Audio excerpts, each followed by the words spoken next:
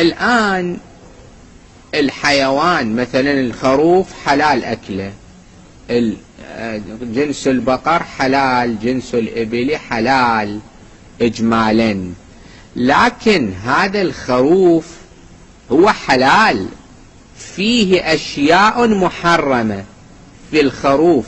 في الشاة مثلا عدة أشياء يحرم أكلها. لما نذبح الخروف ما نقدر ناكله كله من رأسه إلى رجليه، فيه أشياء محرمة.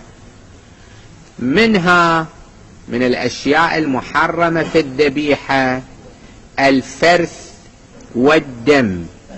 الفرث يعني هاي رجيعه، البعر أو هذا البعدة مو جوفة، نفس اللي يصير بعر يعني غائط ماله، هذا مو نجس. رجيع ما يخرج من الحيوان المحلل الأكل طاهر، بول الخروف بعر الخروف طاهر، كذلك البقر كذلك الإبل، لكن أكله لا يجوز. الفرث يخرج من بين فرث ودم. شنو الآية الكريمة؟ لبنا خالصا سائغا للشاربين. الفرث اللي هو الرجيع. والدم، الدم حرام، إنما حرم عليكم الميتة والدم. دم الحيوان لا يجوز شربه إضافة إلى كونه نجسا، حتى لو الحيوان محلل الأكل، خروف حلال أكله، لكن دمه نجس وشرب دمه من المحرمات. هذا 2.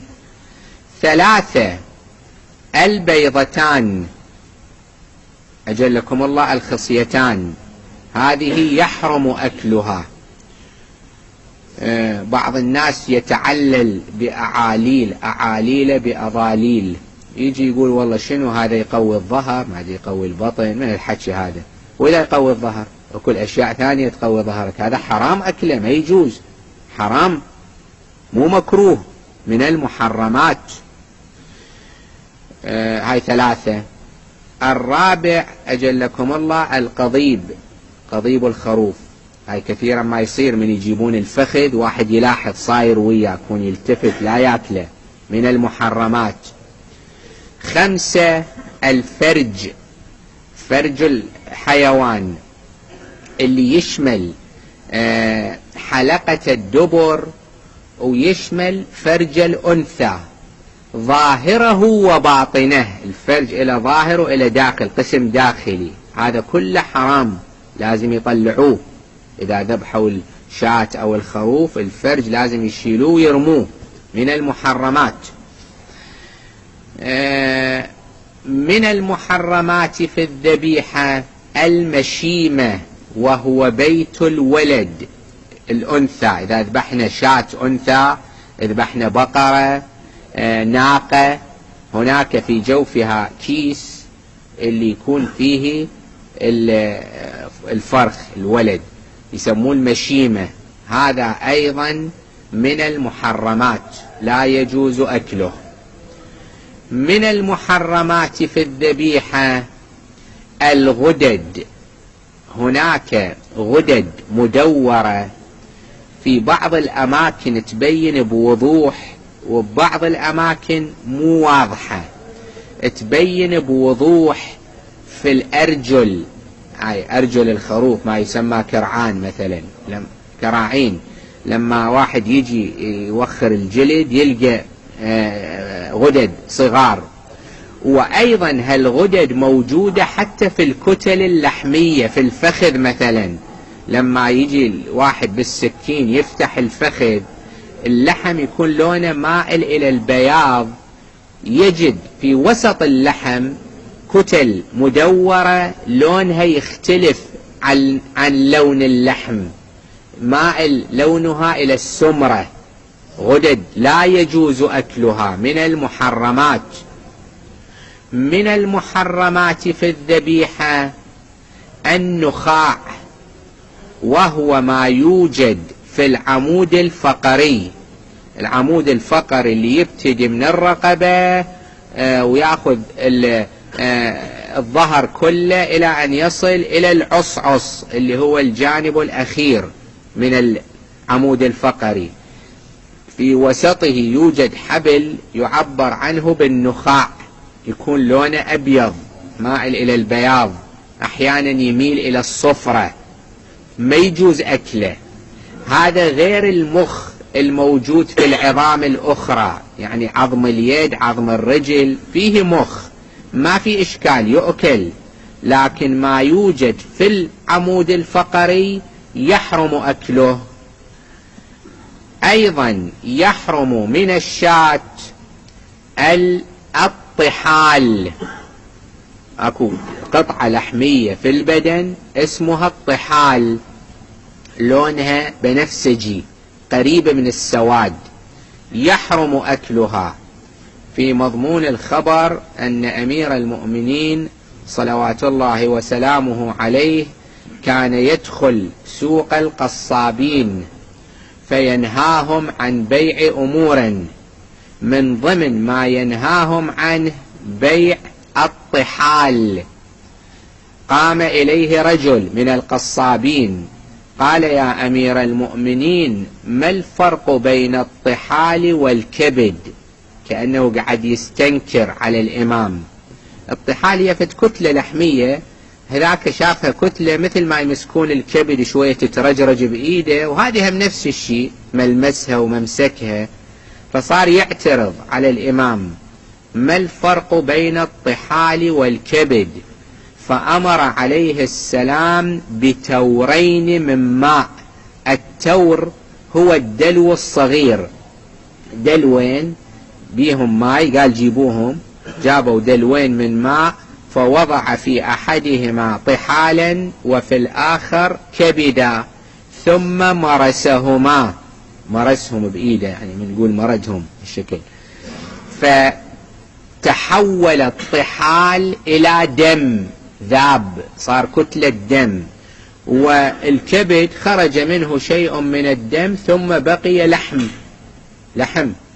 فقال له: هذا فرق ما بينهما يا لكع. هذه يا لكع التكملة الزينة للرواية، لأن يبدو أن ذاك السائل كان سؤاله سؤال متعنت لا سؤال متعلم، جاي يستنكر على أمير المؤمنين سيد الأولين والآخرين بعد رسول رب العالمين، يقول له: شنو الفرق بين الطحال والكبد؟ الإمام هم قال له: هذا فرق ما بينهما يا لكع، هذا دم وهذا لحم. هي تكملة الرواية، هذا دم وهذا لحم. ولهذا الفقهاء قايلين رواية أكو فيه أنه إذا فرضنا الحين واحد ما كان يدري أو كذا، حطوا بصيخ واحد كبد أو طحال، شووهما، إذا الطحال فوق الكبد كان صاير، هالكبد لا تاكله، لأن نزل من الطحال عليه شيء، أجزاء منه. أما إذا بالعكس الكبد فوق والطحال تحت، يؤكل الكبد.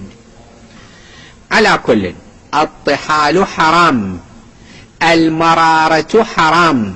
أكو كيس موجود في الحيوانات اسمه المرارة، حتى بالإنسان موجود، هاي الأشياء حتى بالإنسان موجودة، لكن احنا قاعد نحكي عن الحيوانات التي تؤكل.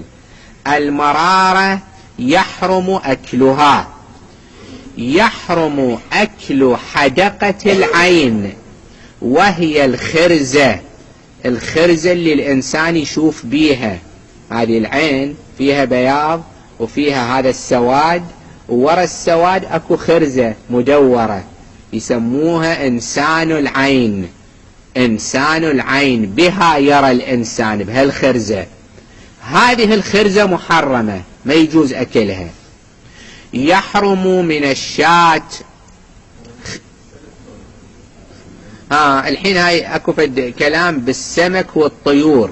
عموما احنا هذا الحكي يشمل الحيوانات غير السمك والطيور والجراد، هالثلاثة نخليها، الإبل، البقر، الغنم، هذه الحيوانات. بالنسبة لهالثلاثة، الجراد والسمك والطيور، أكو حكي ثاني راح يجينا إن شاء الله. أيضا هناك خرزة في وسط الدماغ تسمى بخرزة الدماغ، هذه محرمة. مخ الخروف لما واحد يفتحه بوسطه اكو خرزة مدورة، هذه الخرزة لا يجوز أكلها.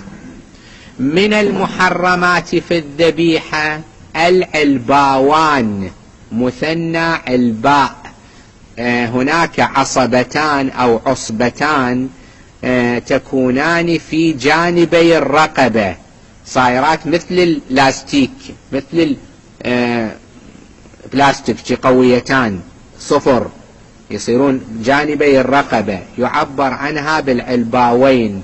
هاتان أيضا من المحرمات في الذبيحة.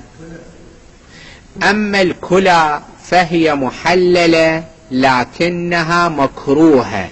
هناك أشياء في الذبيحة محللة مكروهة، منها الكليتان، ومنها آذان القلب. القلب أكو فوقه لحمتان صغيرتان تشبهان الأذنين، يعبر عنهما بأذني القلب. آذان القلب والكليتان من المحللات لكنهما مكروهان. أما بقية الأحشاء، طبعا اللحم هو حلال ما في إشكال، الأحشاء القلب، الكبد، المصارين، الأمعاء، هذه كلها محللة. هالشغلتين مكروهات. وأيضا الأوداج، خصوصا هذه الحنجرة، القصبة الهوائية، الأوداج اللي تكون في الرقبة، هذه أيضا يكره أكلها وليست من المحرمات. وصلى الله عليه